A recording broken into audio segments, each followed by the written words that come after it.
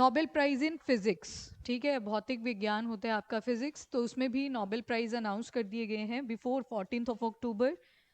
किस किस को दिया गया है? तो जॉन जे हॉपफील्ड एंड दूसरे हैं जी ई हिंटन।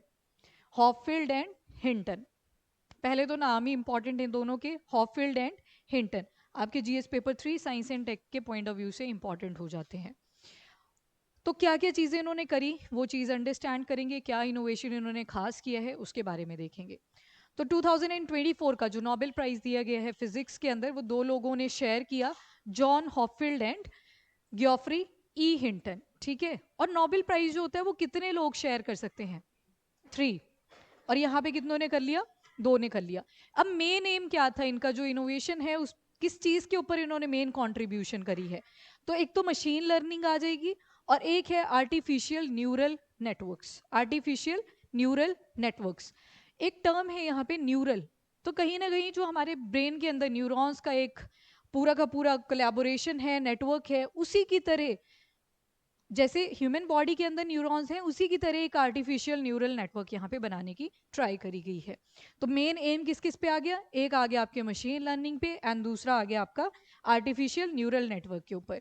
तो आपकी जो आर्टिफिशियल इंटेलिजेंस होती है ना, उसी का एक सब पार्ट होता है मशीन लर्निंग, और उसका भी अगर सब पार्ट देखोगे मशीन लर्निंग का तो वो आ जाती है डीप लर्निंग। तो सबसेट बेस्ड क्वेश्चंस भी आपसे पूछ लिए जाते हैं, आर्टिफिशियल इंटेलिजेंस के नीचे machine learning, and machine learning से भी जो डेप्थ अंडरस्टैंडिंग होती है आपकी एल्गोरिदम्स एंड ऑल की, तो वो कहाँ पे आ जाएगी? आपके डीप लर्निंग के अंदर, ठीक है। और मेन चीज इन्होंने क्या की, किस चीज के लिए इन्होंने सिस्टम डेवलप किया है?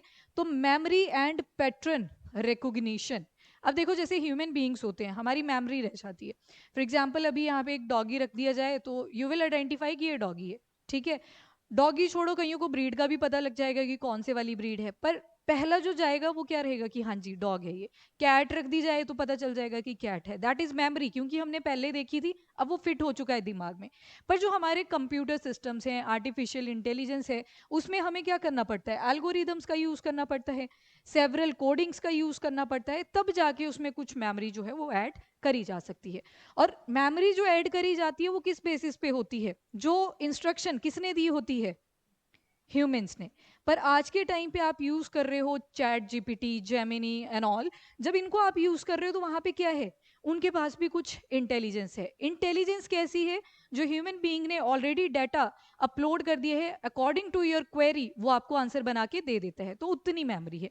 अब हॉफील्ड और हिंटन का देख लेते हैं थोड़ा सा कि इन्होंने किस किस चीज के ऊपर मेन फोकस किया है।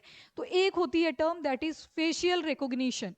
मान लो कोई डेड बॉडी मिल जाती है, उसका स्केलेटन सिस्टम मिला, सिर्फ कंकाल मिला, तो जो कंकाल होता है उसका जो स्कल होता है ना, उससे ही आइडेंटिफाई करने की ट्राई करी जाती है पहले, की स्कल की हेल्प से ही हम बना लें कि ये कैसा दिखता होगा, एक आइडिया लगा लिया जाता है। तो that is known as facial recognition. ये आपके फॉरेंसिक्स वगैरह में ज़्यादा यूज़ करा जाता है, जहाँ पे आप स्कैन वगैरह करना होता है वहाँ पे ये यूज़ कर लिया जाता है। देन आपकी आजकल सेल्फ ड्राइविंग कार्स का कॉन्सेप्ट आ गया है, उनको पता चल जाता है ना गाड़ियों को ही कि आगे बैरियर है तो रुकना है, रेड लाइट है रुकना है, ग्रीन है चलना है, तो वो क्या है? Self driving car. तो कहीं ना कहीं जो हॉपफील्ड है और हिंटन है, इनका मेन कंट्रीब्यूशन आपको देखने को मिलेगा for the machine learning and artificial neural networks. अब ह्यूमन बीइंग के साथ आर्टिफिशियल इंटेलिजेंस को कंपेयर किया कि कैसे मिमिक करती है। फॉर एग्जांपल ह्यूमन बीइंग का जो ब्रेन होता है वो 3 चीज़ों पे काम करता है। एक तो पहला ऑब्जर्वेशन, पहले देखेगा।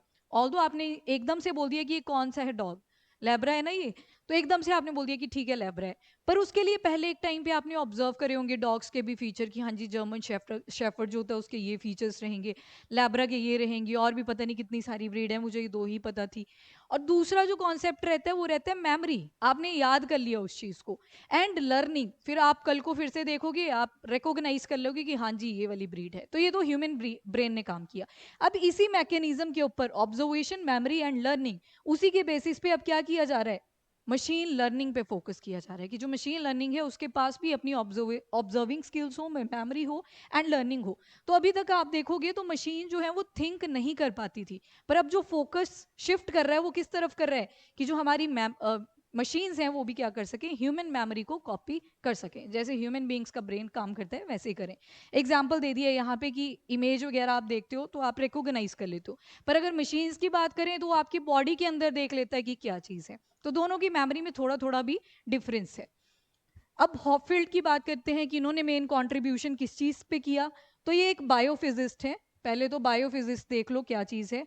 बायोफिजिस्ट दो वर्ड से बना है, बायो एंड फिजिक्स। मतलब फिजिक्स के टूल्स को आप कहाँ यूज करोगे? बायोलॉजी में। फॉर एग्जाम्पल आपको कोई सेल के बारे में स्टडी करनी है तो वहां पे आप फिजिक्स के टूल्स यूज कर लोगे। आपको किसी टिश्यू के बारे में स्टडी करनी है तो वहां पे आप फिजिक्स के टूल्स को यूज कर लोगे। तो मतलब फिजिक्स के जो टूल्स हैं उससे आप क्या अंडरस्टैंड करोगे? बायोलॉजी को करोगे। तो जो हॉपफील्ड है वो भी क्या है? एक बायोफिजिस्ट है, अमेरिकन है। और साथ में इन्होंने बनाया एक हॉपफील्ड नेटवर्क, ये बनाया था 1980s में। अब इसके बाद इन्होंने जो इंप्रूवमेंट करी वो किस में करी? Associative memory. Associative memory is very important term. तो यहां पे देखो एसोसिएटिव मेमोरी कैसे काम करती है। एसोसिएटिव मेमोरी क्या करती है? पहले तो एक स्टिम्युलस लेगी, उसको एक ब्लॉक के अंदर स्टोर कर लेगी, मेमोरी बना ली एक तरह से, और फाइनली क्या करेगी? रिस्पॉन्स करेगी। एग्जाम्पल ले लेते हैं चैट जीपीटी का। चैट जीपीटी में क्या होता है? एक प्रॉम्प्ट सेक्शन होता है ना, जहां पे आप अपनी क्वेरी लिखते हो। जो भी आपको डाटा चाहिए उस बेसिस पे आप लिख लेते हो। जैसे मैंने आपको बोला हाँ जी ये मेंस का प्रैक्टिस क्वेश्चन लिख के आना है, तो आप वो क्वेरी में लिख दोगे। तो वो क्या था? वो था स्टिम्युलस। क्या दिया? वो स्टिम्युलस दिया। अब क्या करेगी चैट जीपीटी? थोड़ी देर ऐसे आती है ना डॉट डॉट डॉट की लोडिंग कर रहा हूं, तो वो लोडिंग क्या है? मेमोरी में चेक कर रहा है। जो भी गूगल गूगल सबके ऊपर पड़ा है डाटा, उस मेमोरी में चेक करेगा कि इस क्वेश्चन के हिसाब से क्या चीजें इनको प्रोवाइड करनी है। फाइनली फिर फटाफट से वो आंसर आने लगेगा, तो दैट इज योर रिस्पॉन्स। तो वो जो आ गया वो क्या है? रिस्पॉन्स। स्टिम्युलस, मेमोरी, रिस्पॉन्स, इस मैकेनिज्म के ऊपर एसोसिएटिव मेमोरी काम करती है। अब जैसे ये सेंट देख रहे हो आप, बेला विटा, आजकल सेल भी चल रखी है दिवाली की वजह से। तो ये जो सेंट है, होता है ना कुछ लोगों की सेंट आपने एक टाइम पे इनहेल करी थी, पर कुछ सालों के बाद वो आपको मिल जाते हैं, तो आप आइडेंटिफाई कर लेते हो कि ये स्मेल कहीं तो हमने की थी पहले। तो आपके अंदर क्या है? एक मेमोरी बन गई है उस स्मेल को लेके भी। ऑल्फैक्टरी ऑर्गन्स, रिसेप्टर्स आप पढ़ते हो बायोलॉजी के अंदर, तो ऑल्फैक्टरी हमारे नाक के अंदर होते हैं रिसेप्टर्स। वो आइडेंटिफाई कर लेते हैं कि ये स्मेल आपने पहले इनहेल करी थी एक टाइम पे या नहीं करी थी। तो मेमोरी रह जाती है, that is the associative memory. अब दूसरी टर्म आपने देखी आर्टिफिशियल न्यूरल फंक्शन। कैसे काम करता है? तो जैसे आपकी ह्यूमन बॉडी में न्यूरॉन होता है, कुछ ऐसा दिखता है न्यूरॉन, और इसके ऐसे ब्रांच लाइक स्ट्रक्चर जो दिख रहे हैं, दीज आर द डेंड्राइट्स। और एक लंबी सी ऐसे लाइन दिख रही होगी आपको, ये वाली, this is known as axon. और नीचे फिर पैर भी दिखेंगे आपको, यहाँ पे तो नहीं दिख रहे खैर, पर मैं लगा देती हूँ, ये देखो। इनको बोल देते हैं टर्मिनल एंडिंग्स। ठीक है। फिर इसके साथ ही अगली चेन में अगली न्यूरॉन होगी, फिर से एक्सॉन आएगी, फिर से टर्मिनल एंडिंग्स आएंगे। तो ये हमारे बॉडी का स्ट्रक्चर है। फॉर एग्जाम्पल किसी ने आपको बाजू के ऊपर हिट किया, तो मैसेज कहाँ जाता है? ब्रेन के पास जाता है कि इसने हिट किया आपको। तो वो क्या था? स्टिमुलस था, किसी ने हिट किया। ब्रेन क्या करेगा? प्रोसेस करेगा कि किस तरह का हिट किया है, तो उसको प्रोसेस करेगा। तो वो क्या आ गई? मेमोरी आ गई। और फाइनली रिस्पॉन्स। अब आपके पास चॉइस होती है कि आप भी उसको पिटोगे या तो इग्नोर करोगे कि ठीक है मार लिया, हो गया, हाथ पीछे कर लिया, वो भी, दैट इज रिस्पॉन्स। तो ये कैसे है? ये ह्यूमन बॉडी के अंदर फंक्शनिंग चल रही है। ये एक न्यूरॉन का स्ट्रक्चर है, आपके नर्वस सिस्टम की एक छोटी सी यूनिट है। इसी मैकेनिज्म के ऊपर ये जो एसोसिएटिव मेमोरी है ये भी बनाई गई है। यहाँ पे बस एक वर्ड आ जाएगा, दैट इज नोड। न्यूरॉन की जगह पे नोड, क्योंकि ये तो नॉन लिविंग आ गया ना, लिविंग के मैकेनिज्म के बेसिस पे इसको बनाया गया है। तो यहाँ पे क्या कॉन्सेप्ट आ रहा है मेन? कि अब मेमोरी भी होगी मशीन्स के अंदर। तो हॉपफील्ड का जो मेन कंट्रीब्यूशन है वो इस चीज में है, एसोसिएटिव मेमोरी के लिए। बायोफिजिक्स हमने देख लिया। और पूरी की पूरी, अब देखो कैलकुलेशंस तो बहुत सारी होंगी। अभी मैं आपको एक इक्वेशन दिखाती हूँ, ये तो नहीं आपने करनी है, एटलीस्ट केमिस्ट्री में पढ़ी होगी आपने, 11th या 12th में आती थी डेरिवेशन इसके ऊपर। ठीक है। पर ये तो नहीं आपने करनी। तो पहले तो देख लो इन्होंने पैटर्न कैसे बनाए। आपने बोला फेशियल रिकॉग्निशन कर सकते हैं, तो बनाए किस बेसिस पे? तो बाइनरी वैल्यूज पे, 0 और 1 सुना होगा आपने। मान लो कोई कोड है डॉग के लिए, डॉग के लिए आपका जो दिमाग है उसने अपने अंदर, मतलब कंप्यूटर सिस्टम में तो बाइनरी आएगा, हमारे अंदर तो न्यूरॉन्स हैं। कंप्यूटर सिस्टम में कोड था 1010, ये डॉग के लिए था। अगला है कैट के लिए, कंसीडर एन एग्जाम्पल 1100। तो अब जैसे ही नेक्स्ट टाइम डॉग देखेगा तो क्या कोड पॉपअप हो जाएगा? 1010, ये रिप्रेजेंट करेगा डॉग। अब इसकी भी फर्दर ब्रीड्स हैं, तो मे बी 10101 लग गया हो आगे, 10102 लग गया हो आगे। तो इस तरह से ये कोडिंग्स चलेंगी, पर पैटर्न किसके ऊपर बेस्ड है? 0 एंड 1, मतलब बाइनरी लैंग्वेज जो आप पढ़ते हो उसके ऊपर बेस्ड है। देन आती है आपकी बोल्ट्जमैन मशीन, अगेन हॉपफील्ड की कंट्रीब्यूशन है। हिंटन भी हेल्प कर रहे हैं साथ के साथ, पर जो हिंटन है उन्होंने मेन फोकस करा है एथिकल डायलेमास के ऊपर। उन्होंने बताया इतना काम किया इन लोगों ने, artificial intelligence, machine learning, artificial neural network. बाद में ये बताते हैं कि क्या क्या डिसएडवांटेजेस भी हैं आर्टिफिशियल इंटेलिजेंस की, जो आपने पढ़ भी रखी हैं, जैसे ह्यूमन लेबर को रिप्लेस कर लेगा, नंबर 1। दूसरा, फेक न्यूज स्प्रेड करना जो है वो बहुत ईजी हो जाता है विद दीज आर्टिफिशियल इंटेलिजेंस और मशीन लर्निंग के जो भी इक्विपमेंट्स होते हैं। खैर पहले इन्होंने काम किया है, वो बाद में बोला है लास्ट में। दूसरा है आपका बोल्ट्जमैन मशीन, तो ये इस इक्वेशन के ऊपर बेस्ड है। अब इस इक्वेशन को तो मैं नहीं समझाने वाली और ना मुझे ये आती है, ठीक है, तो ये इक्वेशन आपने करनी भी नहीं है।